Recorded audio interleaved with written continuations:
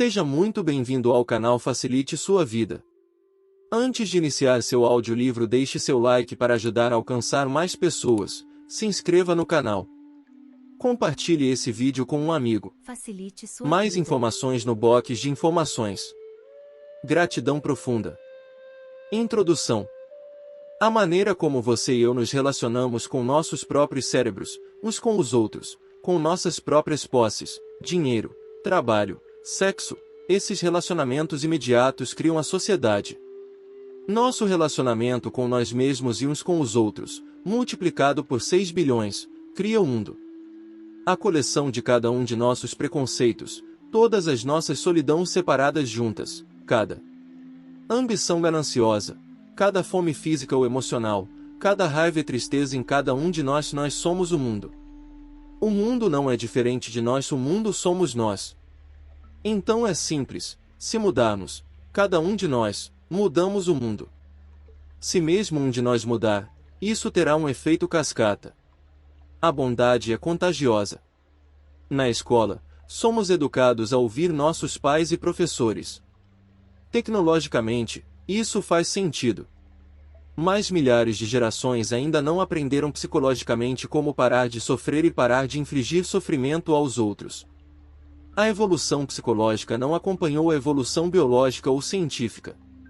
Todos nós podemos aprender a ganhar a vida, a arte de viver, no entanto, cada um deve aprender por conta própria. A vida machuca a todos nós, da solidão, confusão, sentimentos de fracasso, desespero. A vida dói por ser pobre, emocionalmente doente, pela violência nas ruas ou em casa. Aprendemos muitas coisas, mas raramente como lidar com o choque das feridas da vida. Por um lado, não somos ensinados que não é a vida, mas nossas próprias reações ao que nos acontece que é a causa da dor. É o nosso medo, enraizado na autoproteção, que causa a dor. Proteger o corpo é natural, mas é natural proteger o que chamamos de nosso eu. O que é esse eu que é a raiz do problema, a dor psicológica que sentimos quando tentamos protegê-lo? Se você simplesmente escapar da dor mental e da confusão com drogas, entretenimento, sexo, ocupação, o problema doloroso ainda está lá, agravado pela exaustão e vício. Atenção aos caminhos do eu, entendendo que o medo, o desejo e a raiva são naturais, mas que você não precisa representá-los ou ter tudo o que deseja. Esse insight dissolve a angústia mental sem aumentá-la. Precisamos aprender a entender o eu para entender que ele é a fonte de nossos problemas. Não ser absorto em si mesmo, mas prestar atenção aos pensamentos, sentimentos, atividades do eu, suas. Condicionamento biológico e pessoal, de gênero e cultural, isso é meditação. Essas palestras escritas são de um homem que viveu da mesma forma que os grandes forasteiros da sociedade, o rebelde, o poeta errante, o filósofo religioso, sábio iconoclasta, os cientistas e psicólogos inovadores, os grandes mestres viajantes de todos os milênios. Por 65 anos, Krishnamurti falou de liberdade psicológica para quem quisesse ouvir sua mensagem. Ele fundou escolas para crianças, adolescentes, jovens adultos, onde os jovens podem estudar todas as matérias usuais e eles mesmos também. Nas escolas, como em todas as palestras escritas, ele destacou que não são nossas guerras, internas e externas, que nos libertarão, mas a verdade sobre nós mesmos. Não há caminho, nem autoridade, nem guru a seguir. Você tem a capacidade em si mesmo de descobrir o que é, o que está fazendo com sua vida, seus relacionamentos e com seu trabalho. Você deve experimentar com o que é dito neste livro. A verdade de outra pessoa soa como apenas opinião até que você experimente por si mesmo. Você mesmo deve olhar através do microscópio, ou ficará com a poeira das palavras, não a percepção real da vida. Geralmente nos ensinam o que pensar, mas não como pensar. Aprendemos como escapar da solidão e do sofrimento mental, não como acabar com isso.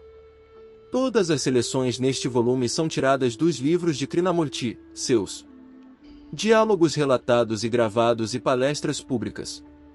Tente a experiência de ler este livro e outras fontes listadas no final, e veja por si mesmo o que acontece. Uma última nota. Como esse professor chamava a si mesmo, Muitas vezes se desculpava com as mulheres por usar as palavras ele, seu, homem, nas palestras e nos escritos. Ele incluiu todos os seres humanos em seus ensinamentos. Dali Calço Editor. Seção 1. Você e sua vida. 1. O que você está? 1. Entendendo a mente. Parece-me que sem compreender o funcionamento da nossa mente, não se pode compreender e resolver os problemas muito complexos da vida. Esta compreensão não pode vir através do conhecimento do livro. A mente é, em si, um problema bastante complexo. No próprio processo de compreensão da própria mente, a crise que cada um de nós enfrenta na vida talvez possa ser compreendida e superada. 2. Parece-me que é muito importante entender o processo de nossas próprias mentes. 3. O que é a mente? Não conhecemos o funcionamento de nossa própria mente, a mente como ela é, não como deveria ser ou como gostaríamos que fosse. A mente é o único instrumento que temos, o instrumento com o qual pensamos, agimos, no qual temos nosso ser. Se não entendermos essa mente em operação como ela está funcionando em cada um de nós, qualquer problema com o qual nos defrontamos se tornará mais complexo e mais destrutivo. Assim me parece, compreender a própria mente é a primeira função essencial de toda educação. Qual é a nossa mente, a sua e a minha? Não de acordo com outra pessoa. Se você não seguir minha descrição da mente, mas na verdade, enquanto ouve para mim, observe sua própria mente em operação, então talvez fosse proveitoso e valeria a pena entrar em toda a questão do pensamento. Qual é a nossa mente? É o resultado, não é, do clima, de séculos de tradição, da chamada cultura, das influências sociais e econômicas, do meio ambiente, das ideias, dos dogmas que a sociedade imprime na mente pela religião, pelas chamadas conhecimento e informações superficiais. Por favor, observe sua própria mente, e não apenas siga a descrição que estou dando porque a descrição tem muito pouco significado. Se pudermos observar as operações de nossa mente, talvez possamos lidar com os problemas da vida como eles nos dizem respeito. A mente é dividida em consciente e inconsciente. Se não gostamos de usar essas duas palavras, podemos usar os termos superficial e oculto, as partes superficiais da mente e as camadas mais profundas da mente. Todo o consciente e o inconsciente, o superficial e oculto, o processo total de nosso pensamento apenas uma parte, da qual temos consciência, e o resto, que é a parte principal, não temos consciência. É o que chamamos de consciência. Esta consciência é o tempo, é o resultado de séculos de esforço do homem. Somos levados a acreditar em certas ideias desde a infância, somos condicionados por dogmas, por crenças, por teorias. Cada um de nós está condicionado por várias influências, e desse condicionamento, dessas influências limitadas e inconscientes, nossos pensamentos brotam e assumem a forma de um comunista, um hindu, um muçulmano ou um cientista. O pensamento obviamente brota do pano de fundo da memória, da tradição, e é com esse pano de fundo tanto do consciente quanto do inconsciente, das camadas superficiais e profundas da mente que encontramos a vida. A vida está sempre em movimento, nunca estática. Mas, nossas mentes são estáticas. Nossas mentes são condicionadas, mantidas, amarradas ao dogma, à crença, à experiência, ao conhecimento. Com essa mente amarrada, com essa mente tão condicionada, tão fortemente aprisionada, encontramos a vida, que está em constante movimento. A vida, com seus muitos problemas complexos e que mudam rapidamente, nunca está parada e exige uma nova abordagem a cada dia, a cada minuto. Assim, quando encontramos esta vida, há uma luta constante entre a mente que está condicionada e estática, e a vida que está em constante movimento. É isso que está acontecendo, não é? Não há apenas um conflito entre a vida e a mente condicionada, mas essa mente, encontrando a vida, cria mais problemas. Adquirimos conhecimento superficial, novas formas de conquistar a natureza, a ciência. Mas a mente que tem o conhecimento adquirido ainda permanece no estado condicionado, vinculado a uma forma particular de crença. Então, Nosso problema não é como enfrentar a vida, mas como a mente, com todos os seus condicionamentos, com seus dogmas, crenças, pode se libertar. É apenas a mente livre que pode encontrar a vida, não a mente que está presa a qualquer sistema, a qualquer crença, a qualquer conhecimento particular. Então, não é importante, se não criássemos mais problemas, se pudéssemos acabar com a miséria, a tristeza, entender o funcionamento de nossas próprias mentes. 4. O que é o ser?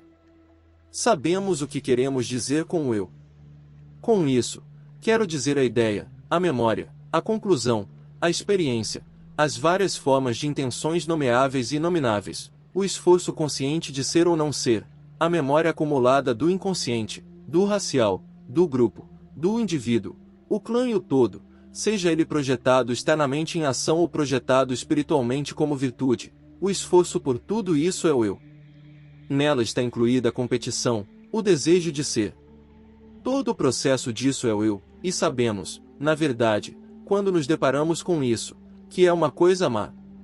Estou usando a palavra mal intencionalmente, porque o eu está dividindo, o eu é auto-encerrador, suas atividades, por mais nobres que sejam, são separativas e isolantes. Sabemos tudo isso. Também conhecemos aqueles momentos extraordinários em que o eu não está presente, em que não há senso de esforço, e que acontece quando há amor. 5. O autoconhecimento é um processo. Então, para entender os inúmeros problemas que cada um de nós tem, não é essencial que haja autoconhecimento. E essa é uma das coisas mais difíceis, a autoconsciência, o que não significa isolamento, afastamento. Obviamente, conhecer-se é essencial, mas conhecer a si mesmo não implica um afastamento do relacionamento. E seria um erro, certamente, pensar que se pode conhecer a si mesmo significativamente, completamente, plenamente, pelo isolamento, pela exclusão, ou indo a algum psicólogo, ou a algum padre, ou que se pode aprender o autoconhecimento através de um livro. O autoconhecimento é obviamente um processo, não um fim em si mesmo, e para conhecer a si mesmo, é preciso estar consciente de si mesmo na ação, que é relação. Você se descobre, não isoladamente, não em retraimento, mas no relacionamento com a sociedade, com sua esposa, seu marido, seu irmão, com o homem, mas descobrir como você reage, quais são suas respostas, requer um extraordinário estado de alerta mental, uma agudeza de percepção. 6. O que você é, o mundo é. Qual é a relação entre você e a miséria, a confusão, dentro e ao redor de você? Certamente essa confusão, essa miséria, não surgiu por si mesma. Você e eu a criamos, não uma sociedade capitalista, nem comunista, nem fascista, mas você e eu a criamos em nosso relacionamento um com o outro. O que você está dentro foi projetado para fora, no mundo, o que você é, o que você pensa e o que você sente. O que você faz em sua existência cotidiana, é projetado para fora, e isso constitui o mundo. Se somos miseráveis, confusos, caóticos por dentro, por projeção que se torna o mundo, que se torna a sociedade, porque a relação entre você e eu, entre mim e o outro é sociedade, a sociedade é o produto de nosso relacionamento e se nosso relacionamento é confuso, egocêntrico, estreito, limitado, nacional, nós projetamos isso e trazemos o caos ao mundo. O que você é, o mundo é. Então o seu problema é o problema do mundo. Certamente, este é um fato simples e básico, não é? Em nosso relacionamento com um ou muitos, parecemos de alguma forma ignorar esse ponto o tempo todo. Queremos provocar alterações através de um sistema ou através de uma revolução nas ideias ou valores baseados em um sistema, esquecendo que somos você e eu que criamos a sociedade, que trazemos confusão ou ordem pelo modo como vivemos. Portanto, devemos começar por perto, ou seja, devemos nos preocupar com nossa existência cotidiana, com nossos pensamentos, sentimentos e ações cotidianas que se revelam na forma de ganhar nosso sustento e em nossa relação com ideias ou crenças. 7. Sua luta é a luta humana. Uma revolução total e enriquecedora não pode ocorrer a menos que você e eu nos entendamos como um processo total. Você e eu não somos indivíduos isolados, mas o resultado de toda a luta humana com suas ilusões, fantasias, buscas, ignorância, luta, conflito e miséria. Não se pode começar a alterar a condição do mundo sem compreender a si mesmo. Se você vê isso, há imediatamente dentro de você uma revolução completa, não há? Então nenhum guru é necessário porque o conhecimento de si mesmo é de momento a momento, não é o acúmulo de boatos, nem está contido nos preceitos dos mestres religiosos. Porque você está se descobrindo no relacionamento com o outro a cada momento, o relacionamento tem um significado completamente diferente.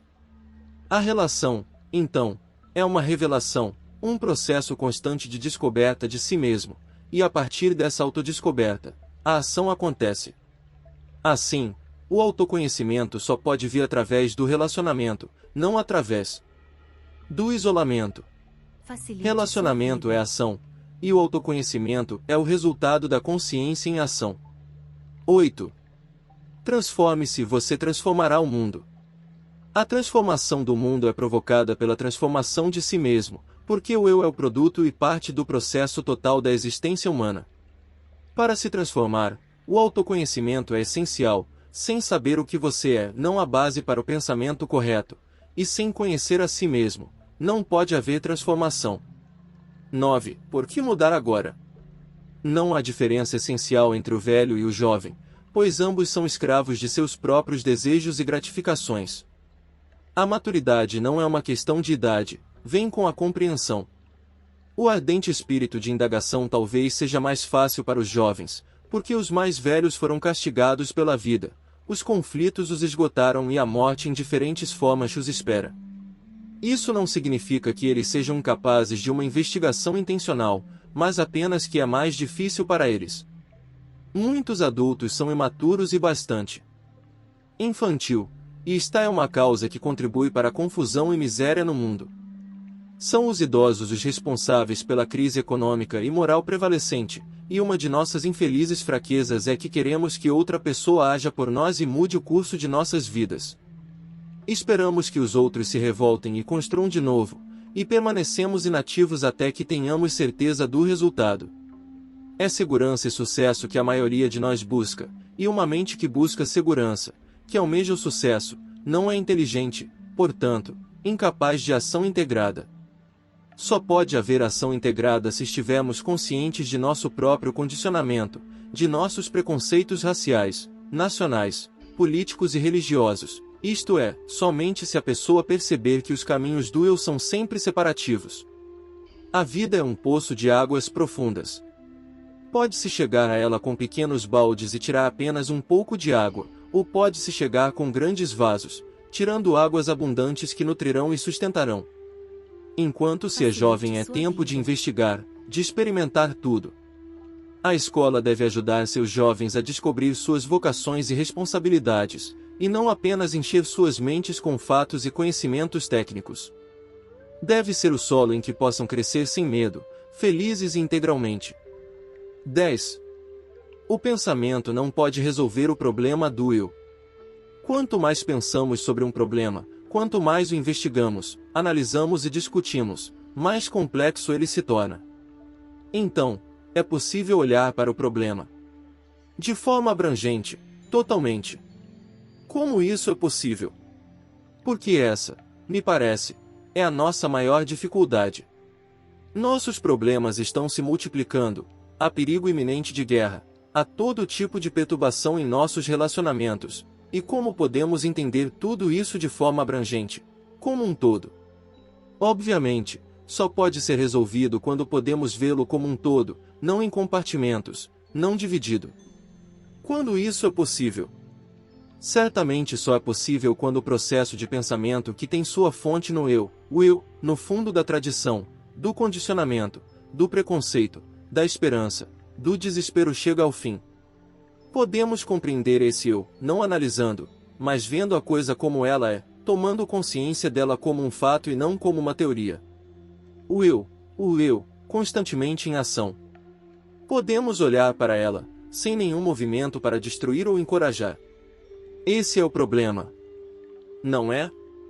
Se, em cada um de nós, o centro do eu é inexistente, com seu desejo de poder, posição, autoridade, continuidade, autopreservação, certamente nossos problemas chegarão ao fim. O eu é um problema que o pensamento não pode resolver. Deve haver uma consciência que não é de pensamento. Estar ciente, sem condenação ou justificação, das atividades do eu, apenas estar ciente, é suficiente. Se você está consciente para descobrir como resolver o problema, para transformá-lo, para produzir um resultado, então ainda está dentro do campo do eu. Enquanto estivermos buscando um resultado, seja pela análise, pela consciência, pelo exame constante de cada pensamento, ainda estamos dentro do campo do pensamento, que está dentro do campo do ego, ou o que você quiser. Enquanto a atividade da mente existir, certamente não pode haver amor. Quando há amor, não teremos problemas sociais.